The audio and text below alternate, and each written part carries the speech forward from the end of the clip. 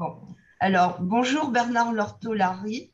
Vous êtes le traducteur d'un roman dont nous allons parler aujourd'hui, Marx dans le jardin de Darwin, dont l'auteure allemande est Ilona Yerger. Alors, je voudrais d'abord qu'on parle un petit peu de vous. Je suis allée sur Wikipédia, comme toujours dans ces cas-là. J'ai vu que vous aviez traduit d'autres romans très célèbres comme Le Château de Kafka, Le Parfum de Patrick Suskind, Oui, Le Liseur de Bernard Schlink, voilà. oui. Et puis, tout à l'heure, on parlera de votre métier de traducteur, mais je voudrais d'abord qu'on parle de ce livre pour lequel vous avez à l'évidence eu un coup de cœur. D'ailleurs, j'ai découvert ce livre par vous dans la revue Commentaire où vous en faisiez l'éloge. Et apparemment, ce n'est pas l'éditeur qui vous a demandé de le traduire, c'est vous qui avez proposé à l'éditeur de le publier. Alors pourquoi vous avez eu un coup de cœur pour ce livre? Attendez, je le montre. Voilà. Marx dans le Voilà. jardin de Darwin. Déjà, le titre est très séduisant, mais l'intérieur est encore mieux. Allez, s'il vous plaît, J'ai pourquoi le traduire? j'ai découvert,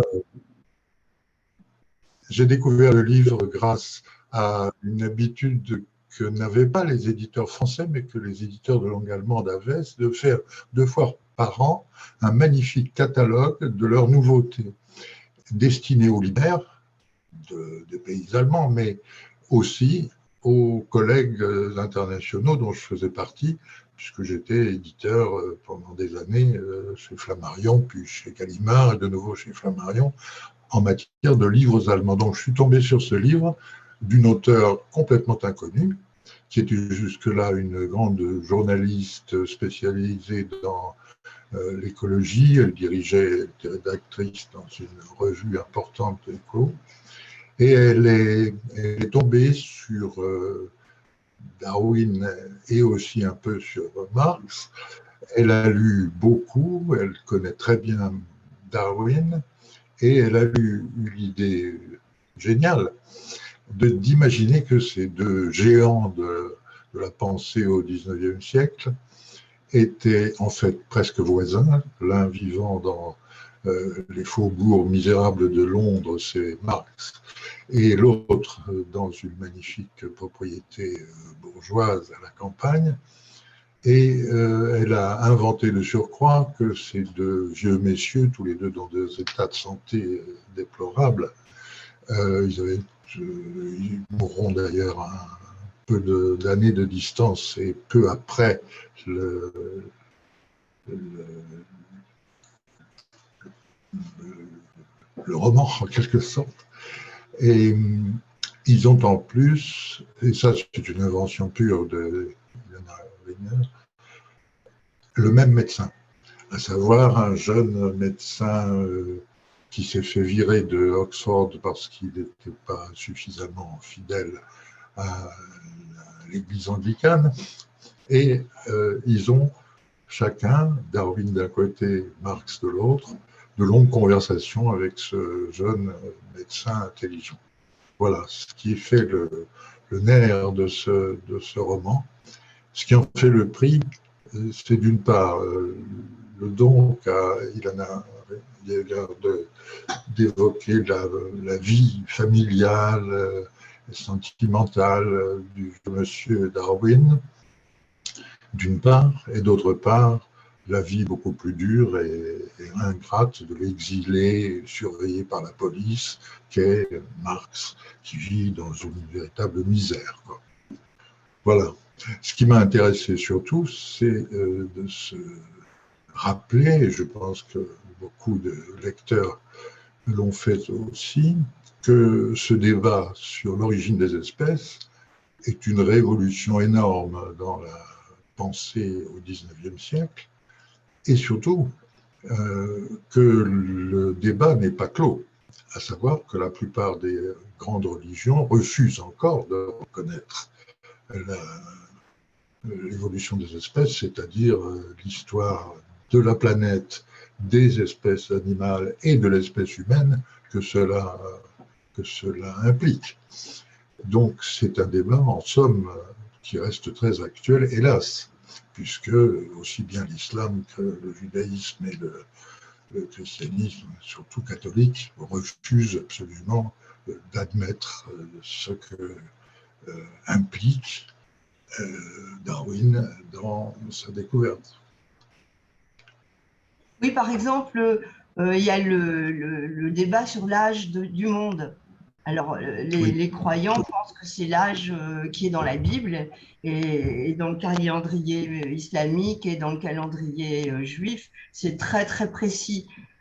Et le roman ouvre sur Darwin en train de faire des expériences sur les vers de terre, de peser leurs oui, excréments qui est de la terre recyclée et d'en calculer l'âge de la Terre. C'est oui. magnifique. C'est vraiment une idée de journaliste de la nature. Mais vous savez que l'Église anglicane a continué jusqu'au début du XXe siècle d'enseigner que la création du monde datait de 4000, je ne sais combien. On donnait même l'heure de la journée où le monde avait été créé, exactement dans l'état où il est encore aujourd'hui. C'est ce qu'on appelle le conservatisme, si j'ose dire. C'est fabuleux, quoi. D'ailleurs, la reine Victoria, en dépit du grand succès international qu'avait Darwin avec son livre et avec ses autres travaux, a refusé de l'anoblir. En revanche, son tombeau a été quand même situé finalement dans Westminster Abbey, à côté de celui de Newton.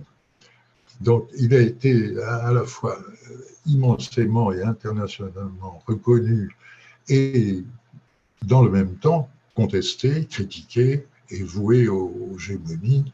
Il en fait des cauchemars. Le livre commence par ça. D'ailleurs, il fait un cauchemar affreux où des intégristes, comme on ne disait pas encore, s'introduisent dans sa propriété pour aller détruire les serres où il mène ses travaux, quoi.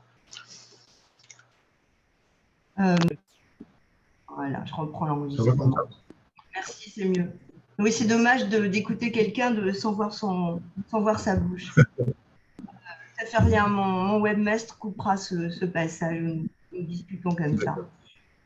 Est-ce que c'est pas le père de Darwin qui lui avait dit, lui qui était ecclésiastique, on ne fera jamais rien de bon de toi? Ou est-ce que je me trompe? Je n'ai pas compris. Qui avait dit quoi? Il me semble avoir lu, mais peut-être que je confonds, que le père de Darwin lui avait dit, on ne fera jamais rien de bien de toi. Oui, c'est assez drôle d'ailleurs parce que ces deux personnages si profondément différents, mais par certains côtés assez semblables aussi, ont failli ou auraient pu être l'un prêtre anglican, c'est Darwin, et l'autre rabbin. C'était le rêve de la mère de Marx, qu'il devient un rabbin. Bon, ils ont choisi la science l'un et l'autre, si on peut dire. Et c'est un parallélisme bizarre qui est tout à fait suggestif, je trouve. Mais son père était un médecin, oui, qui était un très bon médecin, le père de Darwin, je veux dire. Et lui est devenu un naturaliste. Il a fait un tour du monde de plus de 2 ans, où il a découvert des tas de terrains et d'espèces animales qui ont été le point de départ de sa révolution intellectuelle, en quelque sorte. Oui, et le point de départ de ce roman, c'est peut-être le fait qu'on a retrouvé dans la bibliothèque de Darwin le Capital de Marx avec seulement les premières pages coupées. Oui. C'est ce que nous raconte Ilona Yerger, j'ai l'impression que c'est vrai. Et que Marx aussi avait lu et annoté le voyage du Beagle de Darwin, enfin l'origine des espèces. L'exemplaire que Darwin avait dédié et envoyé à Marx est dans un état épouvantable, tellement il l'a compulsé, feuilleté, annoté, etc. L'inverse, si je puis dire, n'est pas vrai. D'abord, Darwin a reçu le premier tome du Capital. C'était en allemand, il ne maîtrisait pas du tout l'allemand et tout ça l'ennuyait un peu. Il en a lu quelques pages, mais on voit encore l'exemplaire dédié par par Marx dans le musée de Darwin. Bon. Il y a aussi le troisième personnage qui, lui, est imaginaire, le médecin. Il Oui. semble aussi vrai que les deux héros, parce que Ilona Yerger, elle lui attribue l'invention d'une technique presque sur la médecine psychosomatique. Et puis, Oui. on a l'impression qu'elle s'est bien renseignée aussi sur les maladies de Darwin et de Marx, ou alors elle les a bien imaginées. Non, non, je crois que c'est assez fidèle. Elle a fait un travail d'historien remarquable. Cette journaliste au départ, et c'était son premier roman, pour le moment c'est le seul d'ailleurs, mais je trouve qu'elle a été très juste dans son choix et dans le traitement de son sujet. C'est très, très attendrissant d'ailleurs, la famille Darwin et aussi la famille Marx, qui est dans un état d'ailleurs fâcheux, puisque la femme de Marx est repartie rejoindre sa fille à Paris. Elles sont toutes les deux en mauvaise santé, etc. Lui-même, il boit trop, il fume beaucoup trop, il passe son temps à tousser. Et le seul moment où les deux hommes se rencontrent, c'est à l'occasion un peu hasardeuse d'un grand dîner. Madame Darwin en donnait beaucoup dans la délicieuse porcelaine dont elle était la fille, si j'ose dire, l'une des plus grandes porcelaineries anglaises. Et là, on voit Marx parmi des athées qui viennent rendre hommage à Darwin, et que Madame Darwin n'aime pas beaucoup car elle est croyante et pieuse. Et c'est une scène de dîner qui est absolument formidable. Oui, c'est vraiment grandiose. Il faut la lire. Et alors, ce qui est amusant, c'est qu'au cours dans le livre, à la page 89 exactement, Darwin et Marx parlent du métier de traducteur. Ils se demandent comment leurs livres vont être traduits et comment ils seront reçus.